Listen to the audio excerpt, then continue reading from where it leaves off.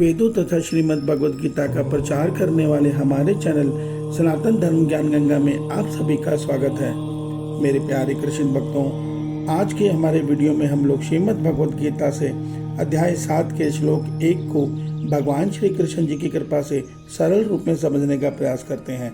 जय श्री कृष्णा।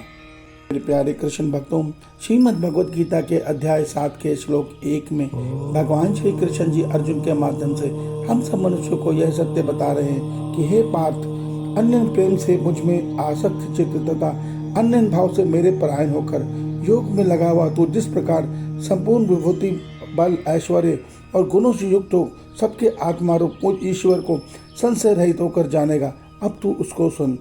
मेरे प्यारे कृष्ण भक्तों, आइए आज के इस श्लोक को हम सरल रूप में समझने का प्रयास करते हैं। जय श्री कृष्णा। मेरे प्यारे कृष्ण भक्तों, श्रीमद् भगवद गीता में भगवान श्री कृष्ण जी ने जो हमें अभी तक यह ज्ञान दिया है कि हे मनुष्यों, तुम अगर ईश्वर को पाना चाहते हो तो योगी बनो। और योगी बनने के केवल 2 मार्ग हैं। पहला है कर्म योग का मार्ग, दूसरा है ज्ञान योग का मार्ग। भगवान कहते हैं अगर आप इन दोनों में से किसी भी मार्ग को सिद्ध करके अगर योगी बन गए तो आप योगी बनकर जब मेरी साधना करोगे अनन्य प्रेम से मुझ में अपने मन को लगाकर, तो एक सत्य समझो, तुम संपूर्ण विभूति और संपूर्ण ऐश्वर्य युक्त मेरे आत्म स्वरूप को तथा मेरे इस संसार के समस्त रूपों को जिस प्रकार जान पाओगे, अब मैं तुम्हें वो अपना सत्य बताने जा रहा हूँ।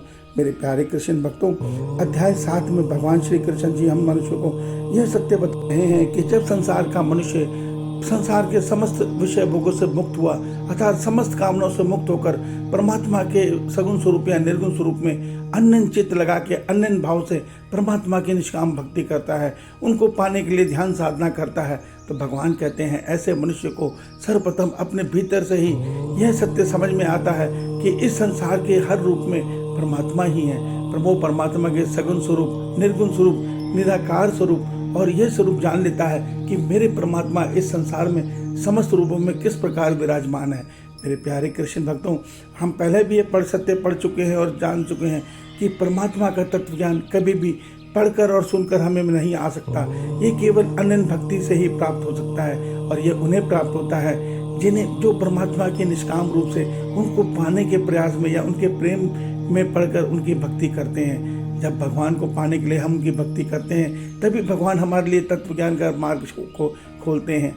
भगवान हमें अध्याय 7 में अब ये सत्य बताने जा रहे हैं कि योगी जब मेरी साधना करता है निष्काम भाव से, तो वो ये सत्य जानता है कि परमात्मा इस संसार में किस प्रकार से संपूर्ण विभूति और संपूर्ण ऐश्वर्य युक्त रूप में किस प्रकार विराजमान है। मेरे प्यारे कृष्ण भक्तों, अध्याय 7 को ध्यान से सुनिए, पढ़िए, समझिए और मनन कीजिए और योगी बनिए।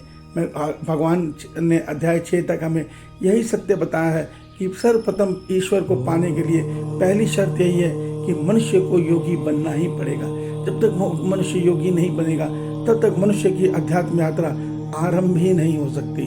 देखिए, जब तक हमारे मन में संसार के विषय भोगों की कामना है, हम कितनी भी भक्ति कर लें, हम ईश्वर से संसार के सुख वैभव भी मांग बैठेंगे। इस सत्य को समझिए, ईश्वर को पाना है तो निष्काम कर्म योगी या निष्काम ज्ञान योगी बनिए, तभी अध्यात्म का मार्ग हमारे लिए खुलेगा। अध्याय 7 को ध्यान से सुनिए। ईश्वर आप सबका कल्याण करें। जय श्री कृष्ण।